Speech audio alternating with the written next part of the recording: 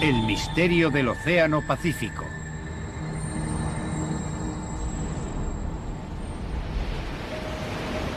...8 de septiembre de 1980... ...el enorme carguero Derbyshire... ...con 150.000 toneladas de mineral de hierro a bordo... ...se encuentra a 370 kilómetros de la costa este de Okinawa.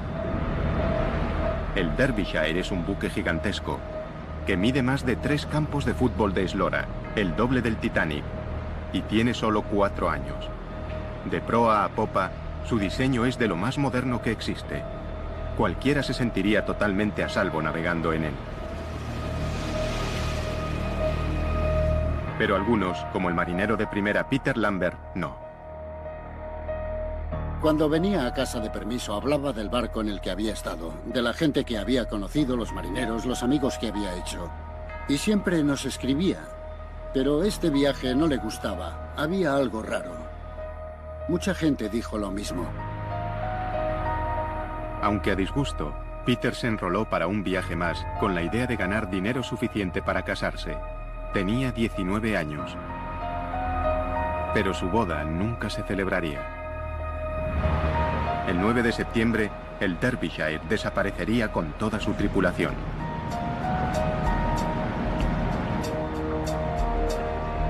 Era el barco británico más grande que se hubiera perdido nunca en el mar, y nadie se explicaba cómo. ¿Cómo podía este barco gigante, tripulado por marineros experimentados, desvanecerse sin más, sin haber hecho una llamada de socorro y sin dejar rastro? ¿Sería otra víctima de uno de los enigmas más aterradores y duraderos del Océano Pacífico? Al sur de Japón se ubica una vasta extensión de océano vacío. Desde 1940, en estos crueles mares, han desaparecido misteriosamente un buen número de barcos gigantescos. Muchos de ellos se perdieron sin haber enviado siquiera un SOS y sin dejar pista alguna de su paradero. Pero estas aguas llevan siglos cobrándose víctimas. Hace mucho tiempo, los marineros japoneses dieron a esta región un nombre espeluznante: Naoumi, el mar del diablo.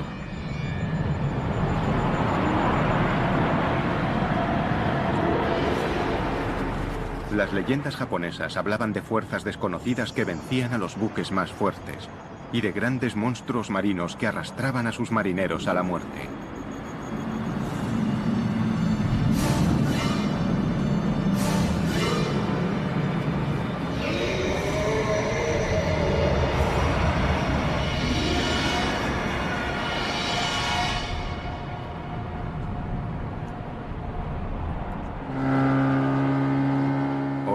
La leyenda de los monstruos marinos ha perdido peso, pero los pescadores japoneses siguen temiendo al mar del diablo, aunque su riqueza les impulsa a arriesgar sus propias vidas. El mar del diablo es un mar de abundancia. Siempre hemos pescado allí. Pero aunque hay muchísimos peces, el precio por capturarlos a veces es muy alto. Este mar es distinto. Las olas cambian rápidamente y de modo impredecible. Por eso, si te relajas a bordo de un barco, puedes tener problemas. Intrigados por los continuos informes sobre desapariciones misteriosas, los investigadores han buscado patrones que pudieran resolver el enigma del mar del diablo. Y algunos dicen que al trasladarlas a un mapa, las recientes desapariciones forman un triángulo de muerte, pero eso es solo el principio. El Triángulo del Mar del Diablo se encuentra en la misma latitud que otro famoso trecho de océano situado al otro lado del mundo, el Triángulo de las Bermudas. ¿Podría ser algo más que una coincidencia? ¿Podría ser el Mar del Diablo otro Triángulo de las Bermudas? ¿O incluso más mortal que el propio Triángulo de las Bermudas? Hay quien cree que podría serlo. El profesor Junichi Yaoi, escritor y experto en fenómenos paranormales, tiene una polémica teoría sobre por qué han desaparecido tantos barcos en el Mar del Diablo. Hay muchas respuestas posibles para estos hechos. Algunos buques se hundieron debido al estado del mar. porque esos incidentes ocurrieron en mares que podrían estar encrespados o a causa de las tormentas. Sin embargo, si hubieran desaparecido sin más, yo diría que podrían haber ido a otra dimensión. Podría haber una entrada a otra dimensión en esta zona. La mayoría de los científicos rechazan las teorías del profesor Yaoi por considerarlas ciencia ficción, pero en el Mar del Diablo siguen desapareciendo barcos.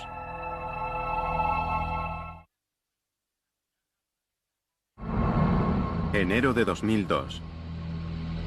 El MV Linji, un carguero chino con 19 hombres a bordo, no llega a su destino en el puerto japonés de Kagoshima.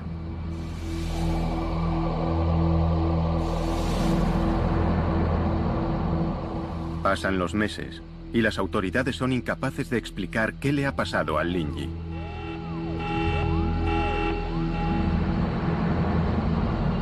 Desapareció sin haber realizado una sola llamada de socorro y sin dejar rastro alguno.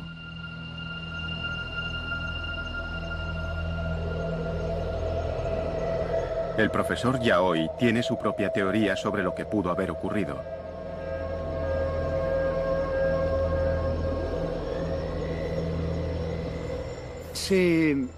Lo explicaré con un ejemplo muy sencillo.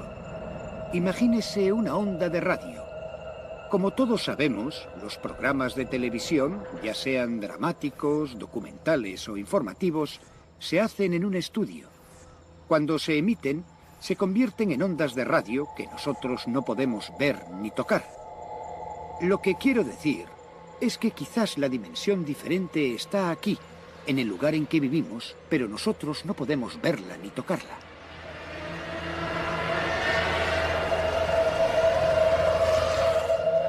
Aunque hay quien ve en la teoría del profesor Yaoi una manera sencilla de explicar lo inexplicable, los expertos marítimos son escépticos. Yo soy escéptico, probablemente muy escéptico ante cosas de este tipo. David Mearns es un buscador de naufragios con un historial impresionante de localización de buques perdidos y una actitud pragmática ante lo paranormal. La gente me contrata para que encuentre respuestas desde el punto de vista científico y técnico. Por eso, si de pronto dijera... no puedo explicarlo. Debe de ser por el Triángulo de las Bermudas o por el Triángulo del Pacífico. No creo que volviera a tener nunca alguna credibilidad.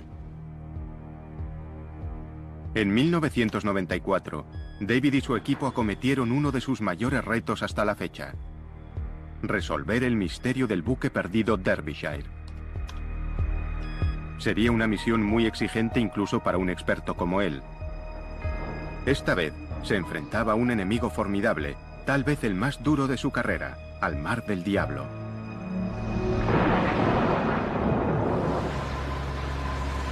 Los miembros del Escuadrón 47 saben lo difícil que es encontrar algo en la monotonía de este océano.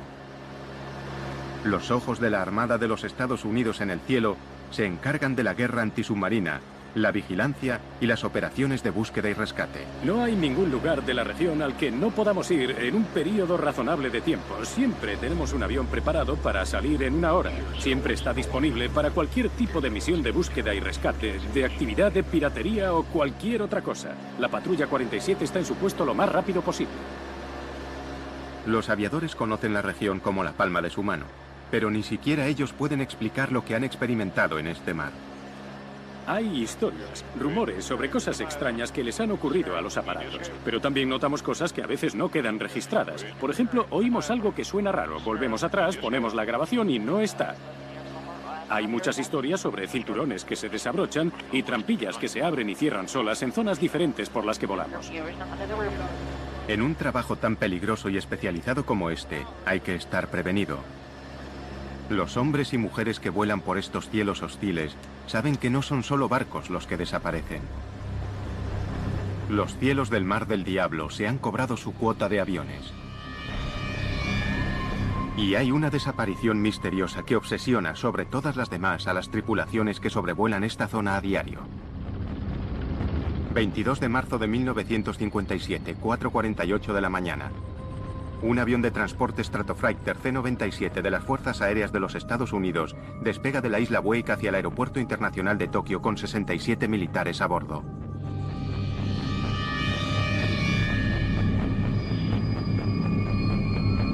La duración aproximada del vuelo es de 9 horas y media y el aparato lleva combustible para 13 horas y media.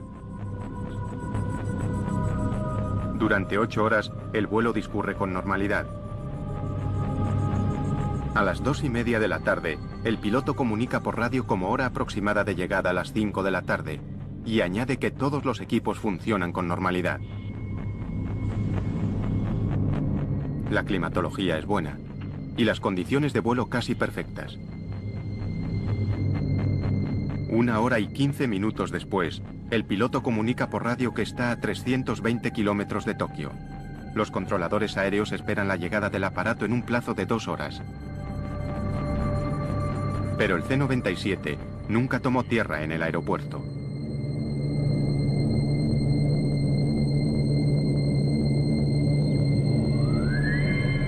Los equipos de vigilancia y rescate peinaron miles de kilómetros cuadrados de océano, reconstruyendo el recorrido del aparato. No encontraron nada. El gigantesco avión de transporte había desaparecido. Algo dentro o sobre el Mar del Diablo tenía poder suficiente para eliminar al enorme aparato sin dejar rastro.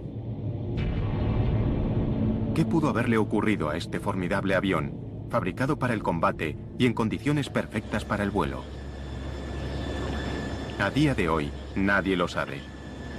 Sigue siendo un misterio y un peligro que los hombres y mujeres del ejército deben aceptar en el cumplimiento del deber.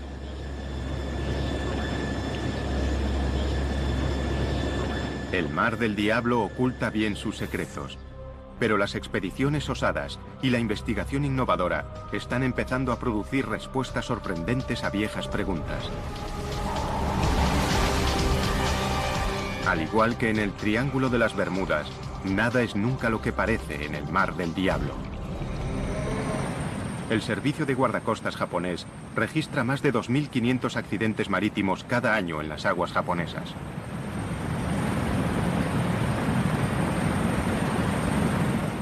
Estas aguas mortales son inmensas e implacables. Las posibilidades de dar con un barco perdido en esta zona hacen que encontrar una aguja en un pajar parezca fácil.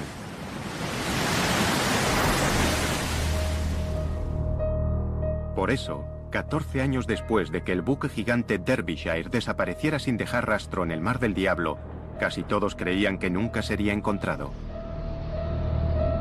El informe oficial culpó a las fuerzas de la naturaleza y el caso se cerró. Pero las familias de la tripulación del Derbyshire no iban a permitir que el suceso se olvidara. Querían respuestas. Lo único que queríamos eran pruebas que demostraran exactamente qué le había ocurrido al barco y por qué 44 personas habían muerto. La única manera de que se reabriera la investigación era que tuviéramos nuevas pruebas y estas se hallaban en el Derbyshire. Y todo el mundo estaba seguro, en la industria mercante, de que nunca encontraríamos ese barco. Pero las familias se negaron a rendirse.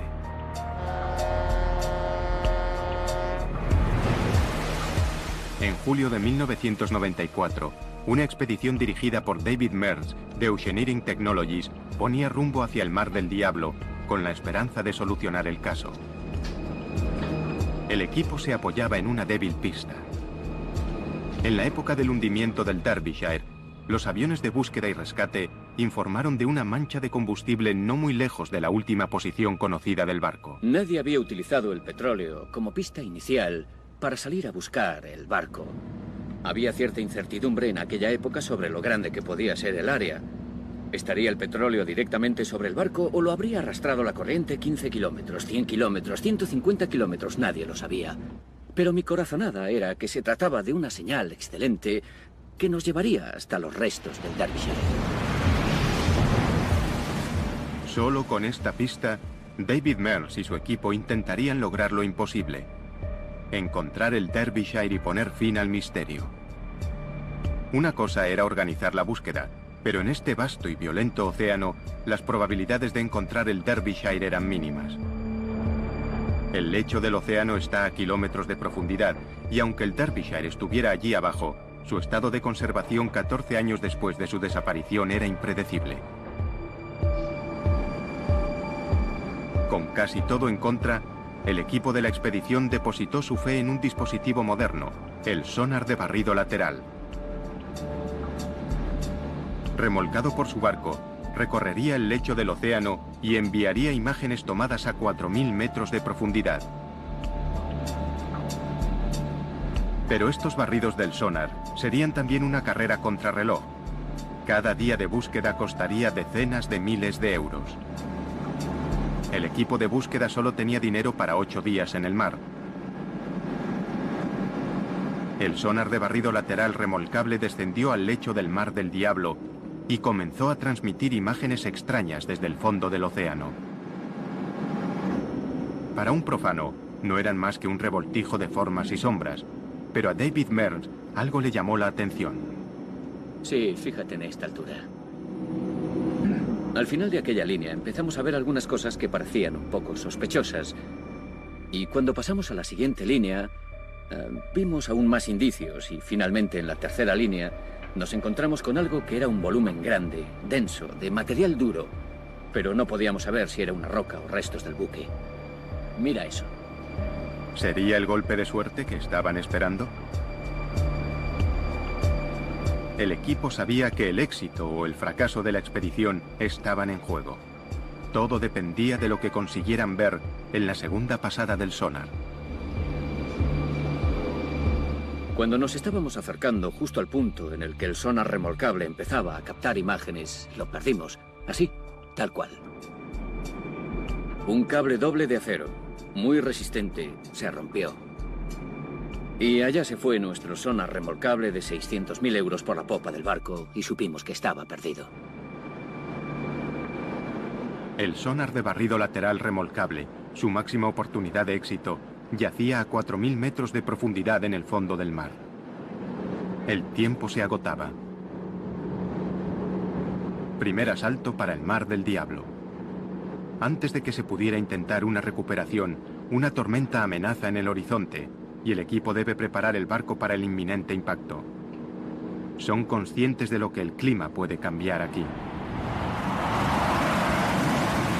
En el recuerdo, una tormenta que devastó la armada más poderosa que haya surcado jamás los mares. Hoy, esa misma armada cuenta con una tecnología impresionante y ha aprendido de las lecciones de la historia. ¿Pero estarán destinados estos marineros a enfrentarse una vez más a la furia del Mar del Diablo?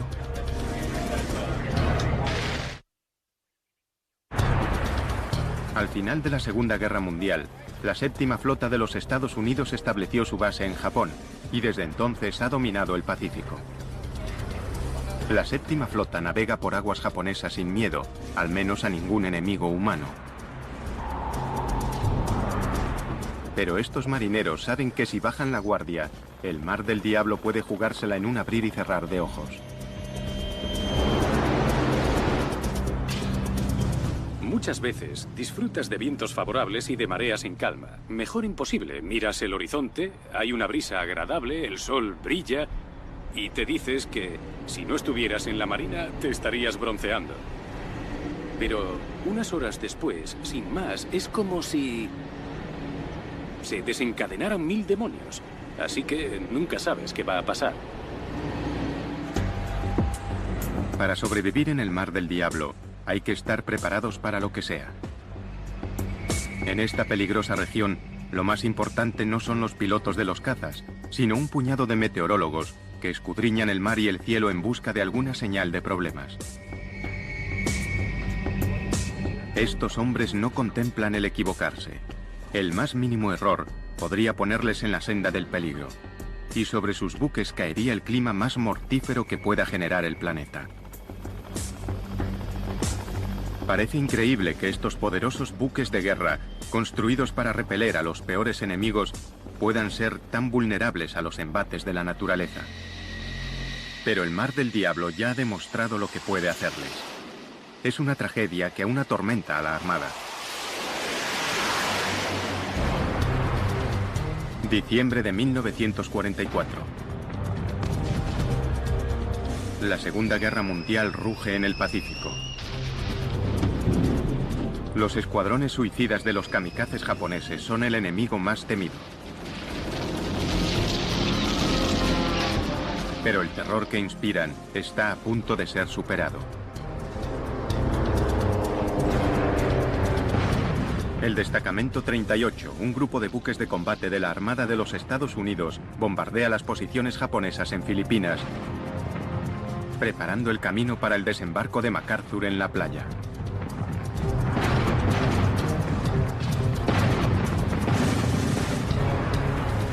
Después de 3 días de bombardeos, deben interrumpir el ataque y situarse en formación para repostar.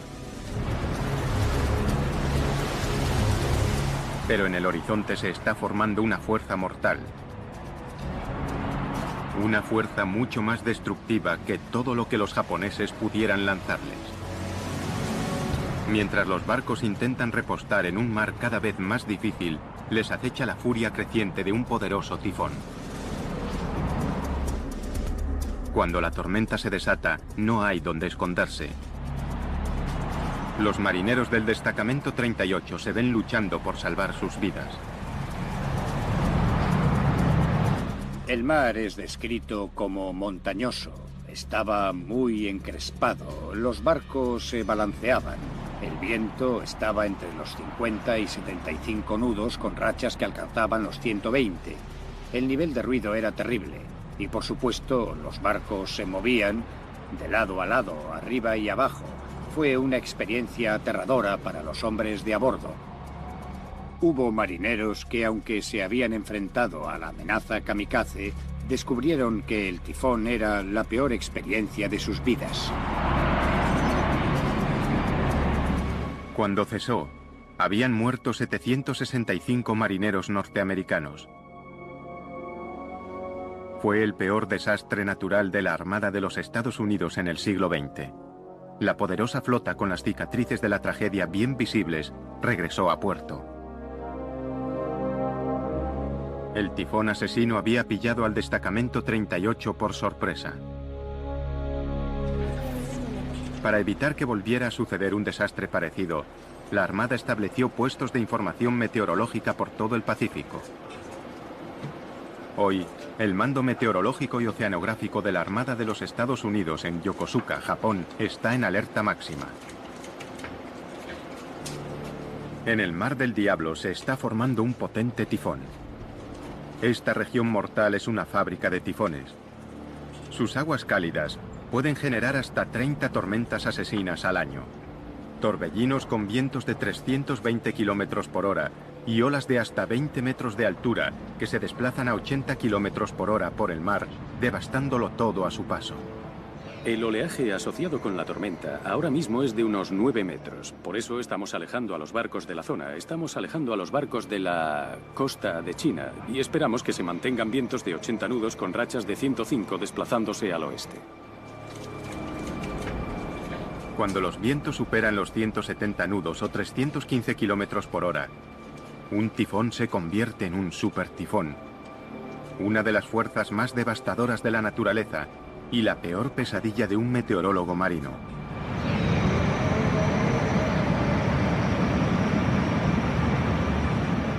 En un supertifón puede haber olas que superen bien los 10 metros y mucho mayores de lo que querrías encontrarte con un barco.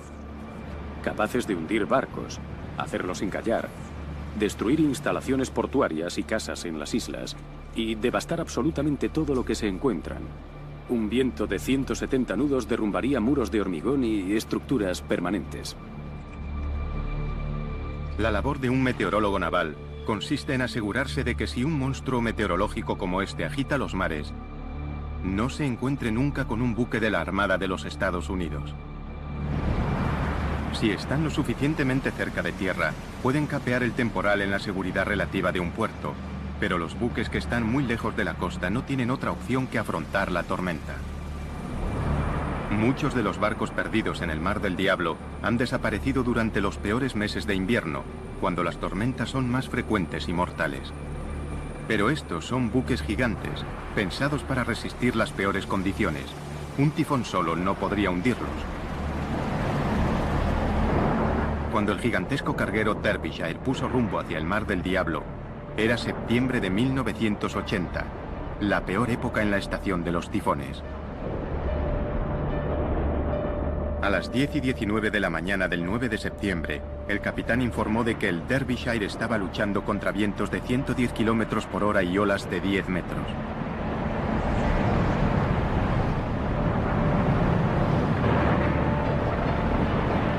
Pero el capitán no estaba especialmente preocupado. Se mostraba confiado en que un barco tan grande y tan bien diseñado como el suyo no debería tener problemas para mantenerse a flote aún en esas condiciones. Comunicó por radio que su llegada a puerto no se retrasaría más que unos días. Pero el Derbyshire desapareció sin dejar rastro. ¿Cómo pudo equivocarse tan trágicamente? ¿Estará enterrada la respuesta bajo las olas? Hoy, los investigadores están desvelando los secretos más profundos del Mar del Diablo.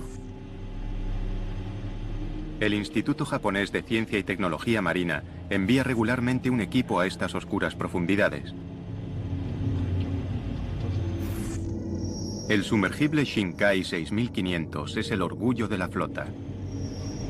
Fabricado para sumergirse hasta el fondo de los océanos más profundos del mundo. Los científicos marinos pasan largas horas en las tinieblas de las profundidades, explorando un mundo nunca visto a una escala casi increíble. En algunos lugares, las fallas en el lecho del océano caen hasta 12.000 metros por debajo de la superficie del mar. Si la montaña más alta del mundo, el Monte Everest, se alzara desde este abismo, aún estaría más de 2 kilómetros bajo las olas. Los investigadores no han hecho más que rascar la superficie de este mundo submarino. ¿Podría ser esta la última morada de los submarinos de la Segunda Guerra Mundial perdidos por causas desconocidas? ¿Quién sabe qué podrían ocultar estas profundidades sombrías?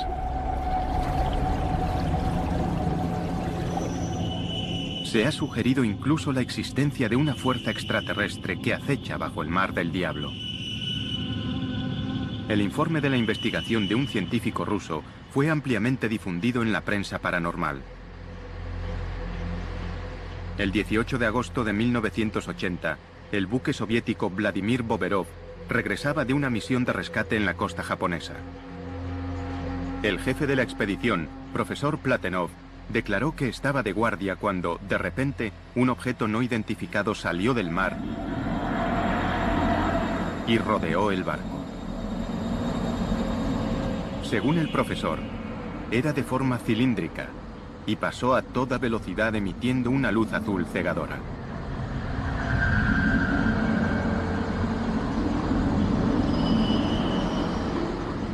El profesor declaró que aquel extraño aparato no se parecía a nada de este mundo.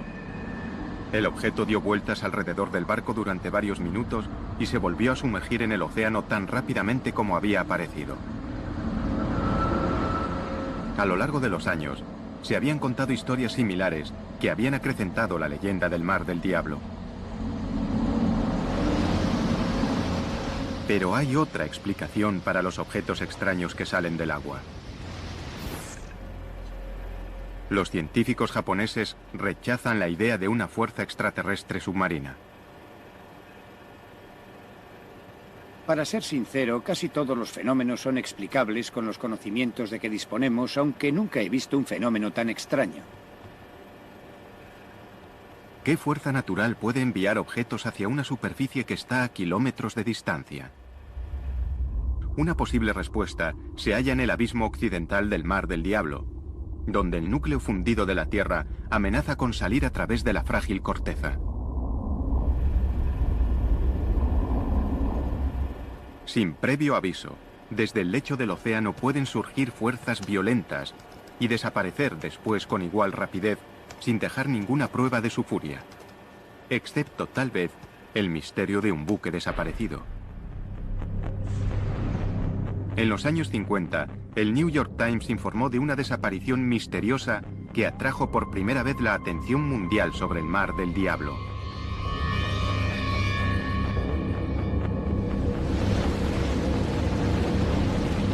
...23 de septiembre de 1952... el Kayumaru 5... un buque de investigación de los guardacostas japoneses con 31 personas a bordo se dirige hacia el arrecife Myojin, en el Mar del Diablo, para estudiar una extraña actividad submarina. Dada la buena marcha que llevan, la tripulación espera llegar al arrecife en menos de un día. Pero después de 3 días de silencio de radio, las autoridades declaran el buque desaparecido.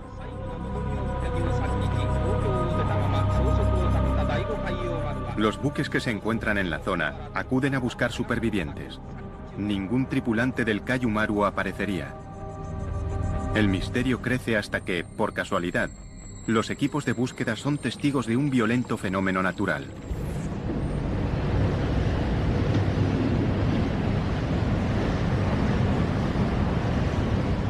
Si la erupción hubiera ocurrido súbitamente bajo el Kaiju Maru, el buque se habría hundido de inmediato, sin tiempo siquiera para emitir una señal de socorro.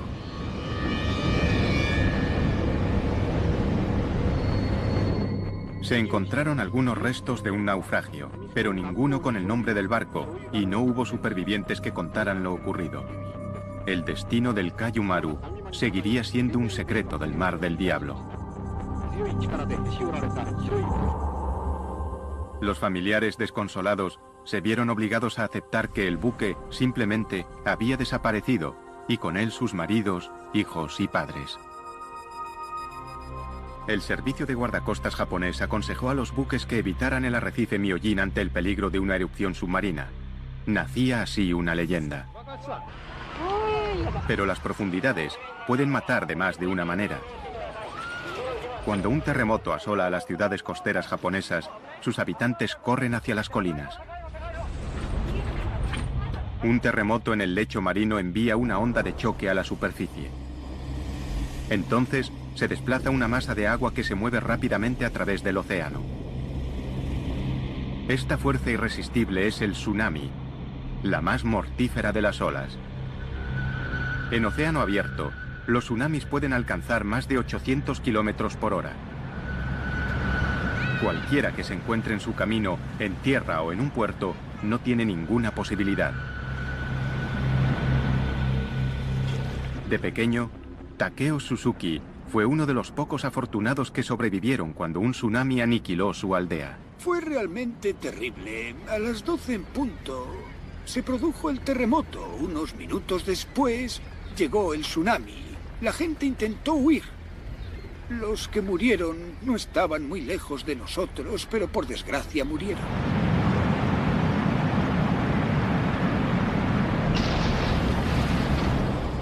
A lo largo de la historia, los tsunamis se han cobrado las vidas de cientos de miles de personas. Hoy, los tsunamis siguen causando estragos en la costa japonesa. Y con demasiada frecuencia, la gente no se da cuenta de la amenaza que suponen hasta que es demasiado tarde. Nadie conoce mejor la impresionante fuerza de un tsunami que Chip McCready, del Centro de Advertencia de Tsunamis del Pacífico. Un tsunami incluso de 3 metros es muy devastador, porque el nivel del mar se eleva a 3 metros y se queda a esa altura durante 5 minutos, 10 minutos, 15 minutos. Y durante ese periodo de tiempo, llega mucha agua a la orilla y a gran velocidad. Esto no solo produce inundaciones, sino que la fuerza del agua derriba cosas y arrastra escombros que a su vez se convierten en arietes. Algunos expertos han sugerido que estas olas monstruosas podrían ser las responsables de la desaparición de buques en el Mar del Diablo. Pero quienes mejor conocen los tsunamis afirman que es poco probable. Un tsunami muy destructivo solo alcanzaría 1 metro o menos de altura en mar abierto. Y como estas olas son muy anchas, el tiempo que la ola necesita para levantarse y después volver a bajar es muy largo. Podría ser de entre 20 minutos y 1 hora. Así que este lento ascenso y descenso del mar en medio del océano pasa casi inadvertido. Aunque provocan enormes destrozos en la costa, no se puede culpar a los tsunamis de la desaparición de un barco en el mar. En alta mar, el tiempo se agotaba para la expedición que buscaba al buque perdido Derbyshire. Habían obtenido un escáner prometedor del lecho marino donde presuntamente había desaparecido el barco.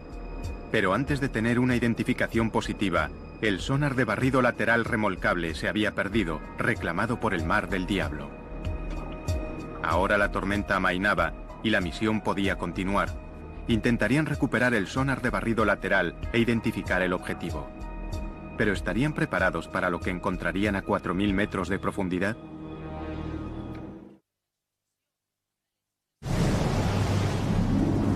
Nada está a salvo en el Mar del Diablo, considerado por algunos el Triángulo de las Bermudas del Pacífico. Los barcos desaparecen de la superficie, los submarinos se sumergen hacia su perdición, los aviones se desvanecen en los cielos.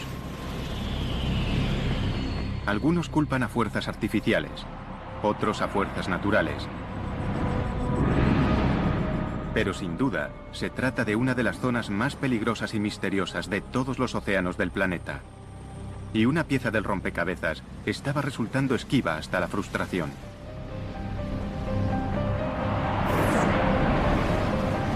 El Mar del Diablo había desbaratado un intento de resolver el misterio del Derbyshire. El equipo de la expedición había perdido su sonar de barrido lateral remolcable justo cuando empezaba a transmitir imágenes de una formación sospechosa en el fondo del océano.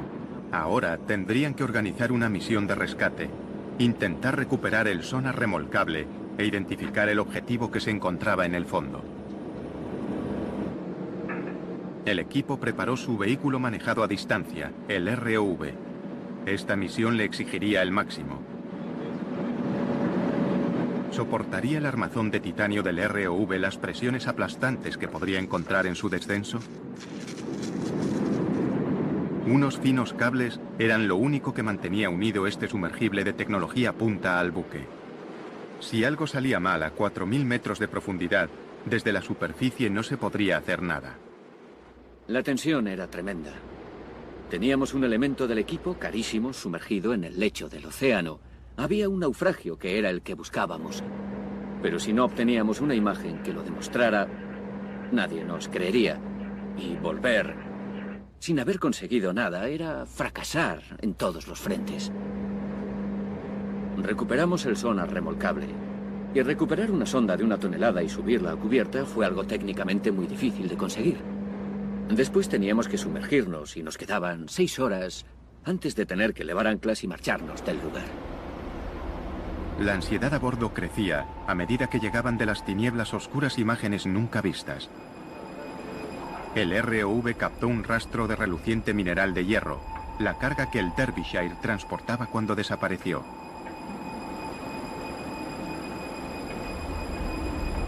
El metal retorcido confirmaba que el objetivo era un naufragio. Y entonces, el momento que todos esperaban.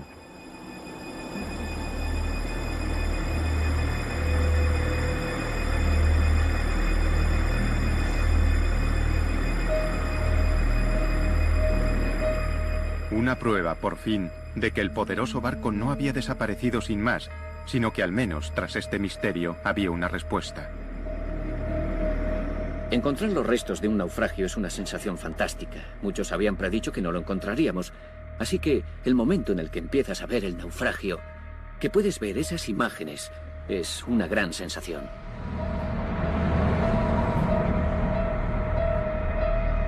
Para Paul Lambert, de la Asociación de Familiares del Derbyshire, la noticia supuso un alivio y una repentina y demoledora sensación de pérdida. Muchas familias, en el fondo, no habían aceptado que el Derbyshire se había hundido. Porque hay un montón de islas desiertas en la zona y algunos familiares creían que sus maridos o sus hijos estarían en una isla desierta. Recordamos a aquellos que perdieron la vida en el mar, navegando en el buque mercante Derbyshire. Cuando el barco apareció, les arrebatamos esa idea. Y hubo muchas emociones enfrentadas.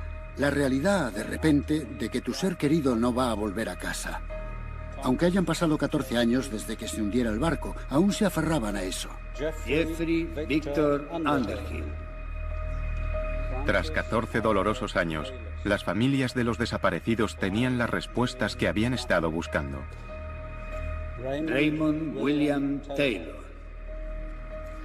Peter Lambert. Nigel Coates. Contra todos los pronósticos y ante el desconcierto de los críticos, David Mears y su equipo habían conseguido lo imposible. Habían encontrado los restos retorcidos del Derbyshire.